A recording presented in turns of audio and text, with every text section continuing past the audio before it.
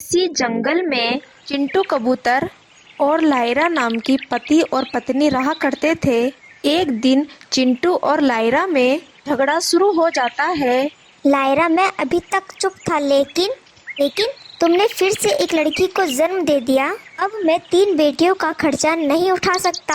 अभी के अभी निकल जा मेरे घर से। चिंटू, अब मैं इन बच्चों को लेकर कहाँ जाऊंगी? ये तीनों बच्चे तुम्हारे ही हैं। तुम्हारा दिल आज इतना पत्थर क्यों हो गया है? इन बच्चों के मासूम चेहरे देखकर भी तुम्हें इन पर तरस नहीं आता? हाँ, नहीं आता तो अभी के अभी इन्हें लेकर यहाँ से चली जा। नहीं देखनी मुझे तुम्हारी और तुम्हारी इन बेटियों की शकल। चिंटू, आज जिन तुम बेटियों को घर से बाहर निकाल रहे हो, एक दिन तुम्हें इन बेटियों पर नाज होगा। मैं इन्हें लेकर जा रही हूँ। अगर तुम्हें ऐतराज ना हो तो मैं तुम्हारे पास वाले पेड़ पर झोपड़ी बनाकर उसमें रहना चाहती हूँ।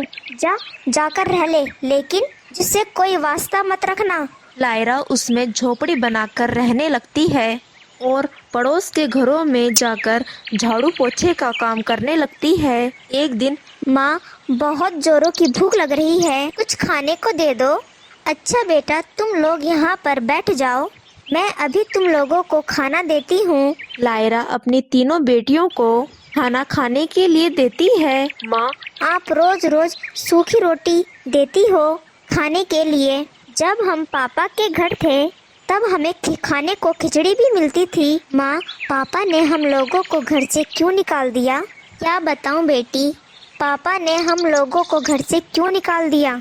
तुम लोग जल्दी जल्दी खाना खा लो, मैं तुम लोगों को कल किसी भी तरह खिचड़ी बनाकर खिलाऊंगी। रात में सभी सो जाती हैं, लेकिन लायरा की आंखों में नींद नहीं थी। तभी उसके पास उसकी सहेली का फोन आता है। अरे लायरा, तुम आजकल कहाँ हो? बहुत ढूंढते ढूंढते तेरा नंबर मिला। क्या बताऊँ, मैं आजकल बहुत मुसीबत में हूँ। मेरे पति ने मेरी 3 बेटी होने की मुझे सजा दी है। मुझे मेरी बेटियों के साथ घर से बाहर निकाल दिया और मुझसे पूरी तरीके से रिश्ता तोड़ लिया है। लायरा, तू मुझसे कल मिल। मैंने गरीब लोगों के लिए एक सिलाई सेंटर खोला है। तू कल से मेरे सिलाई सेंटर की देखभाल करना शुरू कर दे और मैं तुम्हें इस काम के लिए तुम्हें अच्छा खासा बाजरा दूंगी। तो क्या कहती है? कल से तू आ रही है ना? हाँ, मैं कल आ रही हूँ। तूने मेरे बुरे समय में मेरा साथ दिया है। अगले दिन से लायरा सिलाई सेंटर को संभालने लगती है। कुछ ही दिनों में लायरा अपनी बेटियों के एडमिशन एक अच्छे स्कूल में करा देती है। माँ, ये देखो, हम तीनों अपनी अपनी क्लास में फर्स्ट आए हैं।